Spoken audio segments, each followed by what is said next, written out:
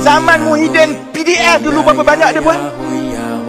Kalau walaun tak faham, okey lah, memang walaun macam itu. Tapi bila ada komen-komen, kita mengukuh 2.9% dengan yen, 2.4% dengan baht Thai, kita mengukuh 2.4% dengan sterling, kita mengukuh 2% dengan rupiah, kita mengukuh 1.8% dengan peso, kita mengukuh 1.7% dengan Korean won, kita mengukuh 1.6% dengan euro. Faktanya begini, kalau dikata Datuk Seri Anwar Ibrahim, saya sebagai Menteri Ekonomi kerajaan gagal memulihkan ekonomi, dia kata.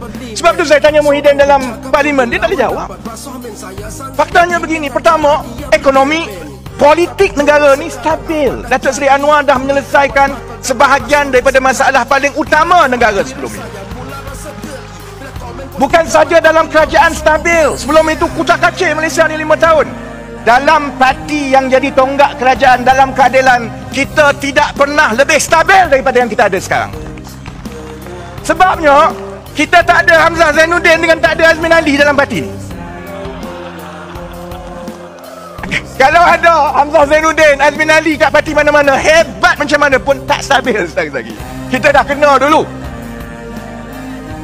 Soal misi menstabilkan harga barang, bila kita mula-mula ambil alih, inflasi 4%.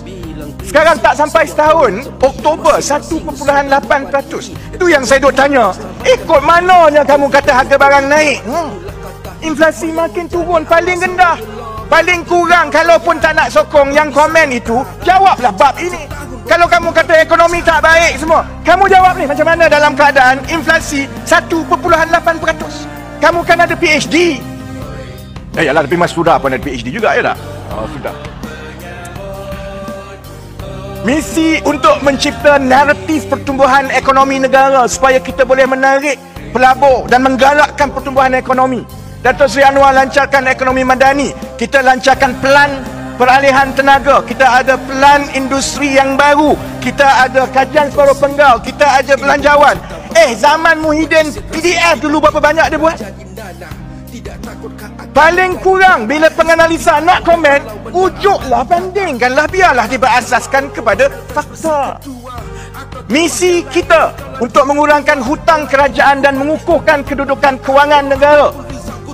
InsyaAllah tahun 2023 kita akan dapat mencapai sasaran pengurangan defisit 5%. Tahun 2024 4.3%, tahun 2025 3.5%, dan daripada 2026 ke atas kita akan mula melihat hutang kita berkurang. Jadi kok mana yang gagalnya? Zaman 33 bulan dulu pernah kita tengok apa-apa rancangan untuk mengurangkan hutang.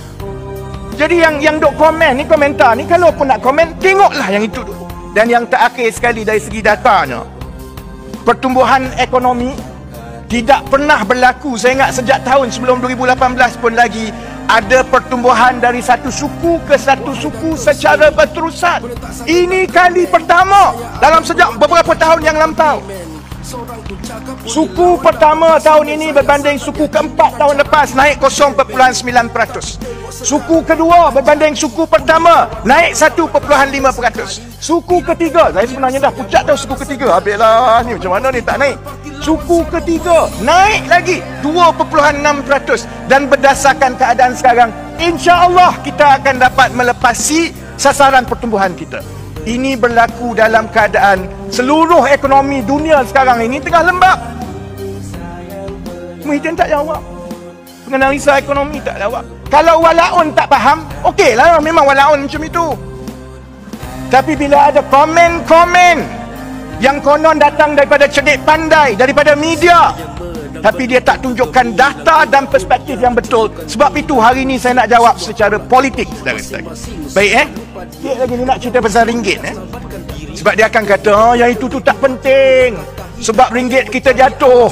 Aku nak tanyalah walaun ni, berapa kali kau pergi New York tiap-tiap bulan? Yang sibuk sangat ringgit jatuh. Kau import Mercedes berapa biji tiap-tiap bulan? Ringgit dia kata jatuh. Baik Yang dia tak, yang tidak dikongsi, yang itu yang kadang-kadang saya kecewa. Kerana memang betul kita dah terangkan, kita terpaksa mengambil keputusan untuk tidak membebankan rakyat.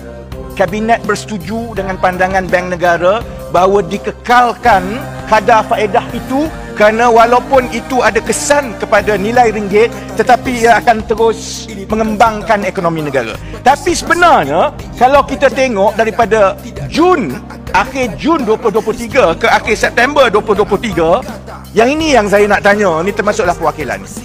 Memang betul ringgit melemah, makin melemah. Kita susuk nilai 0.2% dengan Singapura. Betul. Kita susuk nilai Jun ke September itu sebanyak 0.6% dengan Amerika. Memang betul. Tapi tak pernah disebut. Contohnya, kita mengukuh 2.9% dengan yen, 2.4% dengan baht Thai. Kita mengukuh 2.4% dengan sterling. Kita mengukuh 2% dengan rupiah. Kita mengukuh 1.8% dengan peso. Kita mengukuh 1.7% dengan Korean won. Kita mengukuh 1.6% dengan euro. Kita mengukuh 1.4% dengan Australian dollar. Kita mengukuh 0.2% dengan China. Yang kita lemah ni hanyalah dengan dolar Singapura dan dolar US saja. Yang lain naik semua ni dia tak cerita. Sebab itu yang cerdik pandai ni kalau nak cerita, cerita semua lah. Jangan cerita yang walau nak dengar saja. Dan pasal ekonomi akhir sekali orang cerita pasal tengok ni mata wang teruk, bursa teruk.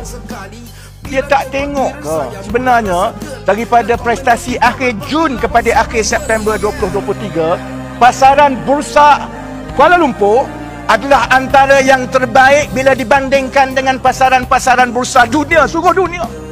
Kita hanya nombor 2 di belakang Jakarta saja. Jakarta meningkat 4.2%, Kuala Lumpur meningkat 3.4%, mengalahkan semua bursa-bursa lain, termasuklah Vietnam 3% saja naik. Mumbai hanya naik 1.7%. London naik 1% saja. Singapura naik 0.4%. Bangkok, Manila, New York, Shanghai, Seoul, Tokyo, Nasdaq dan Hong Kong, semua ini menguncup. Sebab itu Datuk Seri Anwar, saya harap kita terus fokus kepada perkara-perkara penting yang kita perlu buat untuk tahun 2024 ini. Kerana tahun 2024 is the year of action. And the year of action ini mestilah menumpukan kepada perubahan-perubahan utama kepada kehidupan setiap keluarga rakyat negara kita. Contoh yang paling baik ialah kos sara hidup. Kita telah berjaya menstabilkan harga, dia tak naik macam dulu. Saya harap tahun 2024 ini mengikut kesepaduan semua kementerian, kita tumpukan pula untuk meningkatkan pendapatan bulanan keluarga, baik dari segi menggunakan peluang untuk menstrukturkan subsidi untuk mewujudkan satu sistem bantuan dan juga perlindungan sosial yang menyeluruh kepada semua keluarga, dan juga untuk kita teruskan dengan reformasi pasaran kerja agar gaji itu naik dan pekerja-pekerja kita ditingkatkan kemahiran untuk mendapat gaji yang lebih baik. Berita walau apapun result ku terima dan ucapkan dia.